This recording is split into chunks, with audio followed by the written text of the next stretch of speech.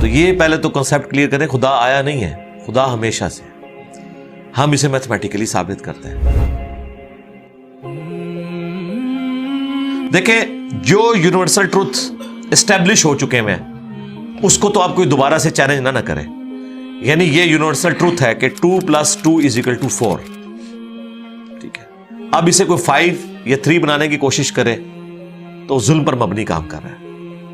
آپ دوبارہ سے ویل بھی انوینٹ کر لیں تب بھی یہ میتھمیٹیکل ایکویشن تو اپنی جگہ رہے گی. بالکل اس طریقے سے یہ چیز اسٹیبلش ہو چکی ہے کہ کائنات پہلے نہیں تھی تو آئی ہے. آپ کو پتا ہے کچھ عرصہ یہ نظریہ رہا ہے 17ویں اور 18ویں صدی میں کہ یہ اسٹیڈی اسٹیٹ کائنات ہے, ہمیشہ سے ایسے ہی چل رہی ہے. لیکن یہ اب نظریہ اپنی موت مر گیا. ہم جس ایرا میں بیٹھے ہیں نا, یہ نظریہ ختم ہو چکا ہوا ہے. آج سے نہیں, بگ بینگ کے بعد سے ہی. جب وہ ہبل نے ٹیلیسکوپ کے ذریعے چیز دیکھی تھی تو ہبل نے یہ دیکھا کہ کائنات میں جتنے بھی یہ اجرام فلکی ہیں, یعنی آسمان پہ جتنے آپ کو سیارے ستارے نظر آ رہے ہیں نا, ان میں ایک کامن چیز یہ ہے کہ سب ایک دوسرے سے دور جا رہے ہیں. اور اس کے لیے اس نے اسپیکٹرم جب ڈرا کیا, اسپیکٹرم جب گریجولی کسی چیز کا لائٹ کا اسپیکٹرم ریڈ کی طرف شفٹ ہو, اٹ مینز کہ وہ آپ سے دور جا رہی ہے. تو یہ چیز لاجیکل تھی کہ جب یہ دور جا رہی ہے تو اس کو ٹائم میں ریورس کیا جائے تو کسی ایک جگہ سے شروع ہی ہوگی. یعنی میں ہاتھ میں کچھ بالز پکڑوں اور انہیں یوں پھینکوں, سارے ایک دوسرے سے دور جائیں گے.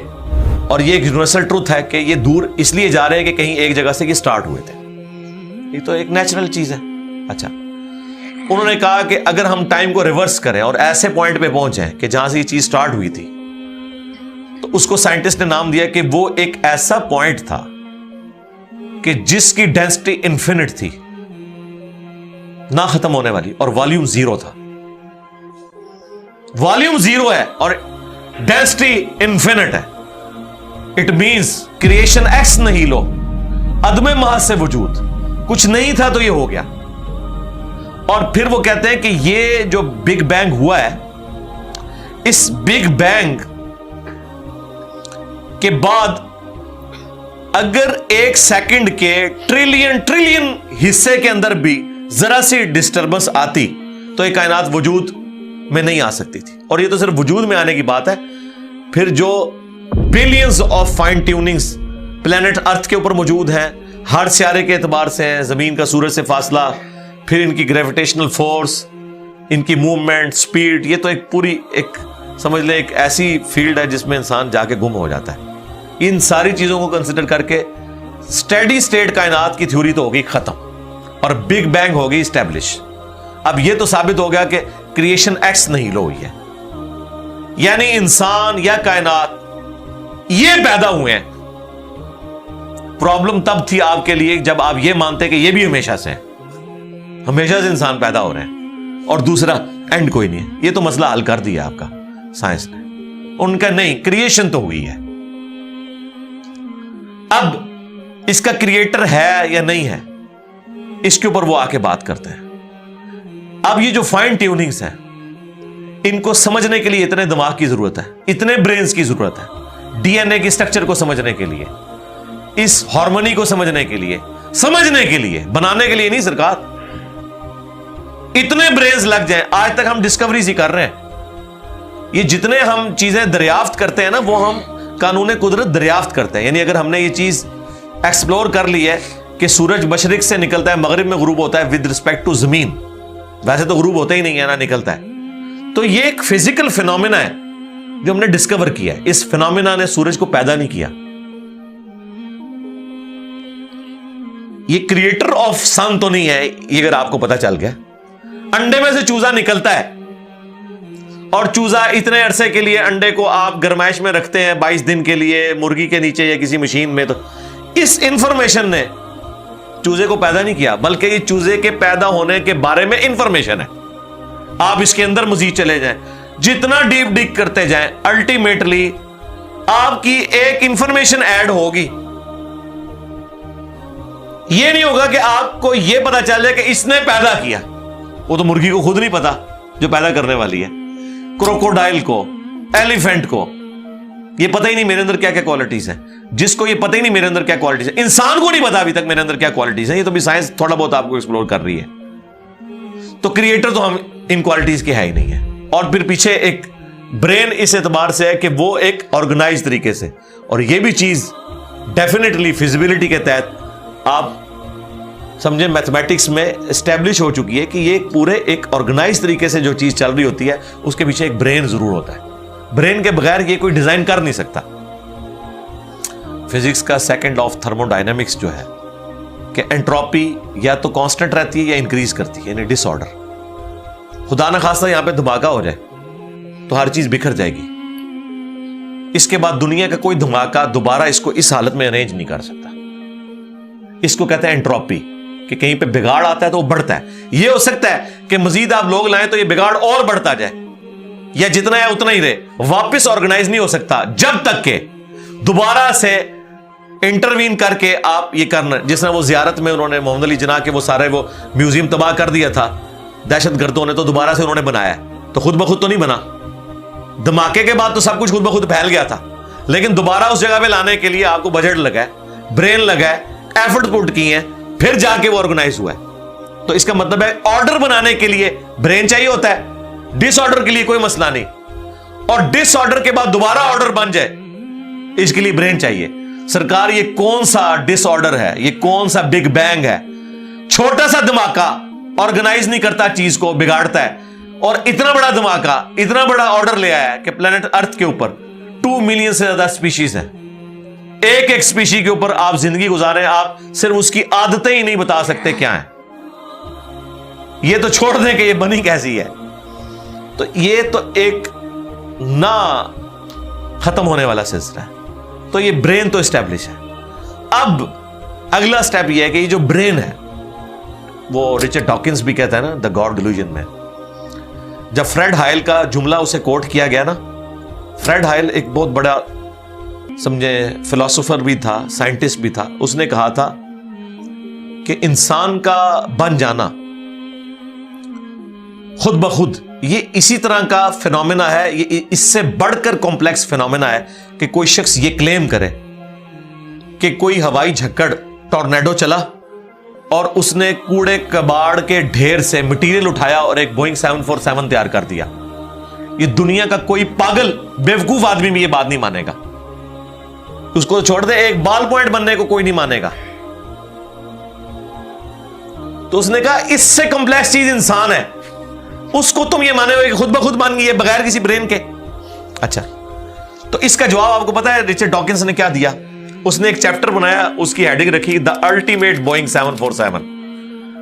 اس نے کہا پھر سب سے بڑا بوئنگ 747 تو گاڈ ہے.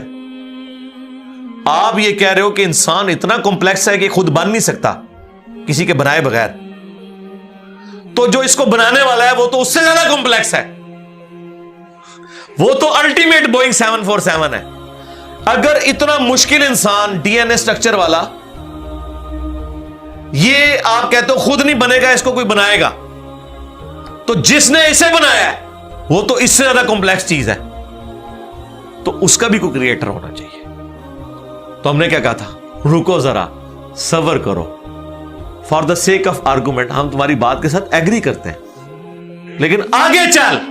ہاں, وہ جو کریٹر ہے جس نے ہمارے کریٹر کو بنایا ہوگا تو یقیناً وہ ہمارے کریٹر سے بھی زیادہ کمپلیکس کریٹر ہوگا, تو پھر اس کا بھی کوئی کریٹر ہونا چاہیے. اب تو قیامت تک لگا رہا ہے, یہ ایکویشن کہیں ختم نہیں ہوگی تا وقت کہ کوئی ایک کریٹر ایسا ہو جسے کسی نے نہ بنایا ہو. تو وہی تو ہے لم یلد ولم یولد. سورہ اخلاص میں یہ تو ڈیفینیشن ہے, لم یلد ولم یولد. سرکار یہ آپ کو میتھ سمجھا سکتی ہے, یہ آپ کو فزکس سمجھا سکتی ہے.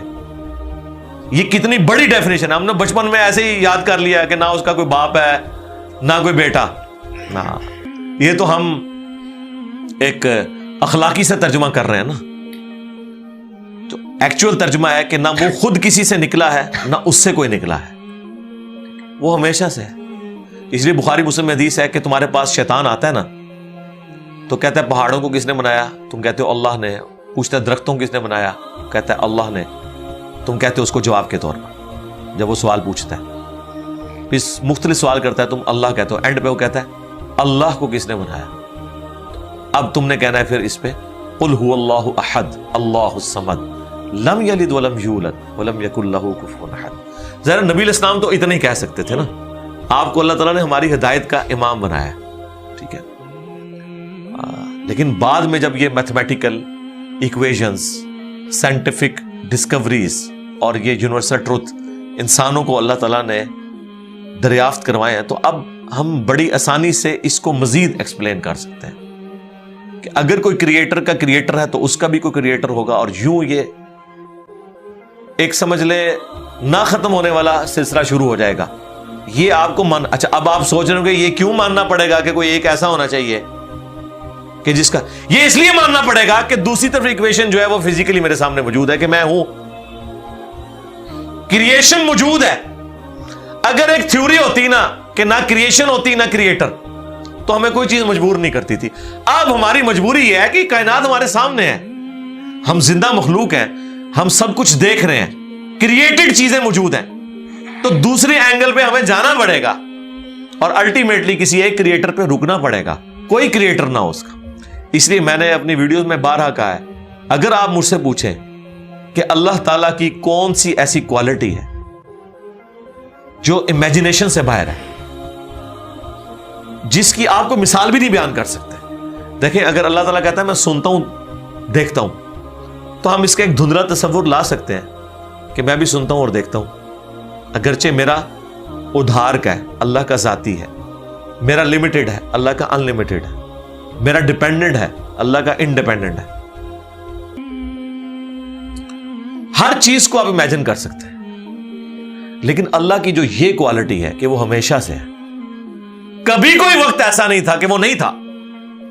یہ ایک ایسا اندھا کنواں ہے، یہ وہ کانسیپٹ ہے کہ جس میں آپ غرق بھی ہو جائیں آپ کو اس کا کوئی سرا نہیں پکڑائی دے گا، ٹھیک ہے، اور یہ اللہ کی ایسی کوالٹی ہے۔ بہرحال یہ کوالٹی تو ہم اللہ کے ساتھ شیئر نہیں کر سکتے، لیکن جو اس کی دوسری کوالٹی ہے کہ وہ ہمیشہ کے لیے ہے، اس نے دیکھیں آپ کو شیئر کر لیا اپنے ساتھ، خالق اور مخلوق کے فرق کے ساتھ ہمیشہ کی زندگی اس نے جنت میں آپ کا مقدر کر دی ہے۔